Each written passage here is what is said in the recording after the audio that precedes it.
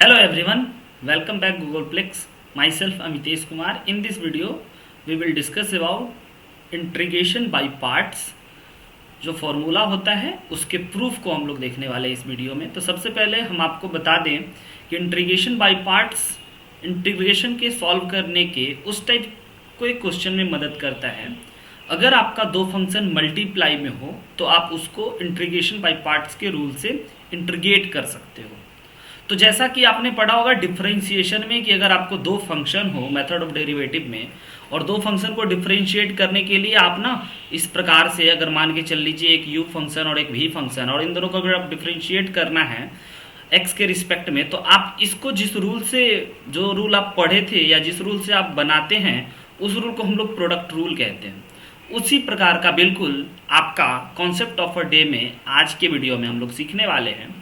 Integration by parts का जो rule होता है उस रूल का प्रूफ को देखने वाले हैं। तो आइए सबसे पहले हम आपको रूल बता दें कि इंटीग्रेशन बाय पार्ट्स में अगर दो फंक्शन हैं u और v कुछ इस प्रकार से तो आपको इसको कैसे सिंप्लीफाई करना है। पहले रूल क्या होता है ये समझ लेते हैं। तो पहले वाले फंक्शन को हम लोग ऐसे लिख देते हैं, दूसरे वाले को इंटीग्रेट करते हैं माइनस पहले वाले फंक्शन को डिफरेंशिएट करते हैं और फिर दूसरे वाले फंक्शन को इंटीग्रेट करते हैं और जो होता है उस पूरे का इंटीग्रेट करते हैं।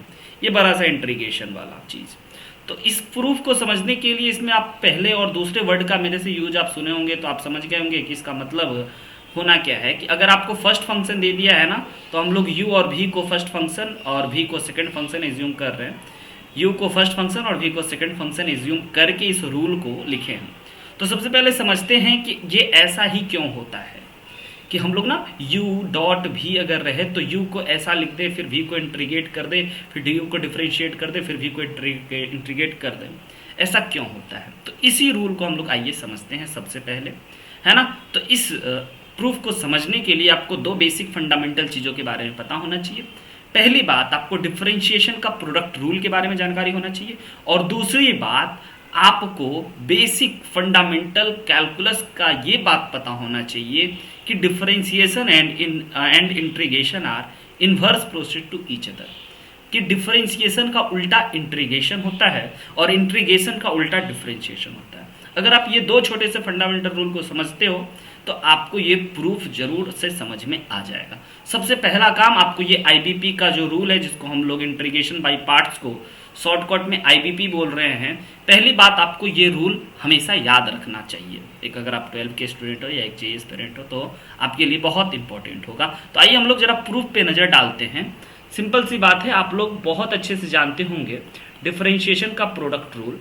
प्रोडक्ट रूल क्या होता है कि अगर आपका दो फंक्शन मान के चल लेते हैं fx और gx, दो फंक्शन अगर मल्टीप्लाई में हैं और अगर इसको आपको डिफरेंशिएट करने को बोला जाए तो आप इसको क्या करोगे, पहले वाले फंक्शन को ऐसे ही लिख दोगे, दूसरे वाले फंक्शन को डिफरेंशिएट कर लोगे, प्लस दूसरे वाले फंक्शन को ऐसे लिख लोगे और पहले वाले फंक्शन को डिफरेंशिएट कर लोगे। तो ये होता है प्रोडक्ट रूल। आपको ये प्रोडक्ट रूल बहुत अच्छे से पता होना चाहिए।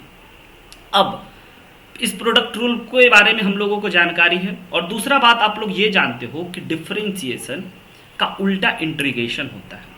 तो आप यहां से देख सकते हो कि अगर हमारा derivative of f x and g x तो हम लोग यहां से लिख सकते हैं f x into g x is equal to integration of f x dot g dash x.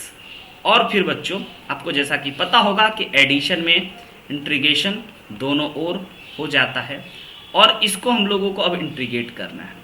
अब आप जरा ध्यान से समझिएगा, बहुत ही गौर फरमा करके देखिएगा कि अब जो हमारा ये चीज़ है इसमें हम इस RHS वाले चीज़ों को LHS में पहले तो लिख लेते हैं। इस प्रकार से कुछ fx dot g dash x का इंटीग्रेशन इज इक्वल टू हम लोग लिख लेते हैं minus, first of all minus g x dot f dash x is equal to f x into g x. अब ध्यान देने वाली बात ये है ना कि हम लोगों को इस फंक्शन का अब इस फंक्शन के लिए सॉरी यहाँ प्लस होगा। अब इस फंक्शन को हम लोग इस इधर रहने देते हैं LHS में और बाकी चीज़ों को हम F x dot ji x minus integration of F dash x into का जी एक्स लिख लेते हैं। अब यहाँ से इंपॉर्टेंट काम एक ये करना है कि हमने fx को ना u मान लिया और g डैश को ना हमने v मान लिया। तो आपको पता होगा कि अगर हमने g डैश को v माना है तो gx is equal to integration of v होगा। ये बात आप जानते होंगे कि इन्वर्स प्रोसेस होता है डिफरेंशिएशन इंटीग्रेशन का। तो अब हम लोग अगर यहाँ पे इस एजम्पशन को, अगर इस चीज़ों को हमने v और u के फॉर्म में जो एज्यूम करा है, अगर हम यहाँ पे लिखेंगे तो आप देख सकते हो fx की जगह हमें u लिखना होगा और g डैश की जगह हमें v लिखना होगा और फिर ये बराबर होगा fx की जगह पे हम लोग fx ही लिख लेते हैं और gx की जगह पे हम लोग इंटीग्रेशन ऑफ v dx लिख लेते हैं और उसके बाद फिर f डैश को ऐसे ही रहने देते हैं और gx की जगह पे again integration of v dx लिख लेते हैं। अब आप जानते हो कि इस f डैश x ही तो आपका u है, तो इसको हम लोग इसके जगह पे u डैश लिख लेते हैं। तो बच्चों आपका ये जो सबसे इंपॉर्टेंट फॉर्मूला है इंटीग्रेशन का, इंटीग्रल बाय पार्ट्स, इसका आपने प्रूफ देख लिया। आपको ये फॉर्मूला जरूर से जरूर याद रखना चाहिए। तो आई होप कि आपको बहुत मजा आया होगा। लेकिन जरा और आगे बढ़ते हैं कि अगर हम लोग इस रूल को समझ जाएं तो इस y के fx की जगह पे पहले तो हम u डाल लेते हैं, ताकि आप जो अभी सबसे पहले देखे हो कि अगर आपका u और v रहे तो u कैसे ही v को इंटीग्रेट करना है, फिर u को डिफरेंशिएट करना और v को इंटीग्रेट करना है, तो ये हमने प्रूफ कर डाला। अब आपको जरा समझना चाहिए कि अगर इसमें हम लोगों को u और v मानना होगा तो इसमें डिफरेंशिएशन के जैसा किसी भी फंक्शन को u और v नहीं मान सकते। यहाँ पे u हमेशा फर्स्ट फंक्शन यानी कि उसके मानने के लिए हम लोगों को एक छोटे से रूल को समझना होगा, आइलेट रूल। आइलेट रूल को अकॉर्डिंग हम लोग फंक्शन को एज्यूम करते हैं कि अगर किसको फर्स्ट फंक्शन एज्यूम करना है या किसको सेकेंड फंक्शन या किसको u या किसको भी एज्यूम करना है, ये हम लोग एक अपने द्वारा बनाया हुआ एक आइलेट वर्ड है, इस वर्ड पे हम लोग करते हैं। अब इसका यूज कैसे करते हैं तो उसके लिए आपको सबसे पहले समझना होगा कि इस आइलेट का मतलब क्या होगा।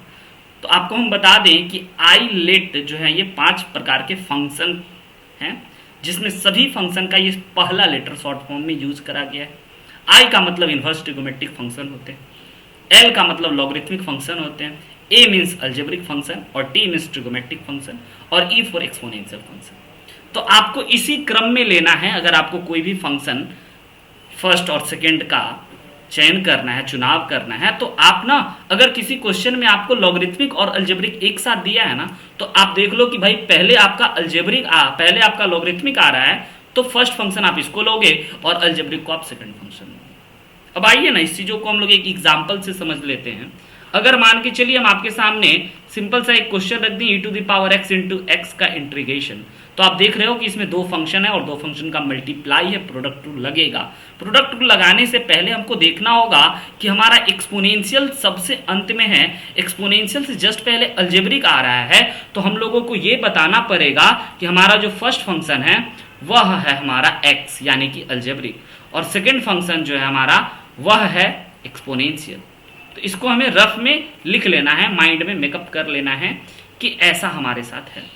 और रूल फिर क्या कहता है, आपको रूल याद होना चाहिए कि पहले वाले फंक्शन को ऐसे ही लिख लेते हैं, दूसरे वाले को इंटीग्रेट करते हैं, माइनस पहले वाले को डिफरेंशिएट करते हैं और दूसरे वाले को इंटीग्रेट करके फिर जो आता है उन पूरे चीजों को अगेन इंटीग्रेट करते हैं।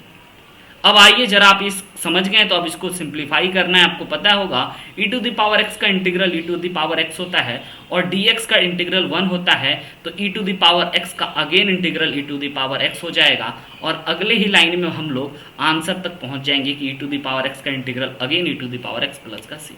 तो आई होप कि आपको एक छोटा सा एग्जाम्पल इंटीग्रेशन बाई पार्ट्स का और प्रूफ और इंटीग्रेशन बाई पार्ट्स का जो फॉर्मूला होता है वो आपको जरूर याद हो गया होगा और पता चल गया होगा। आई होप बच्चों कि आपको ये वीडियो बहुत अच्छा लगा होगा। तो आपको please like, comment, share, subscribe करना चाहिए। Bye bye.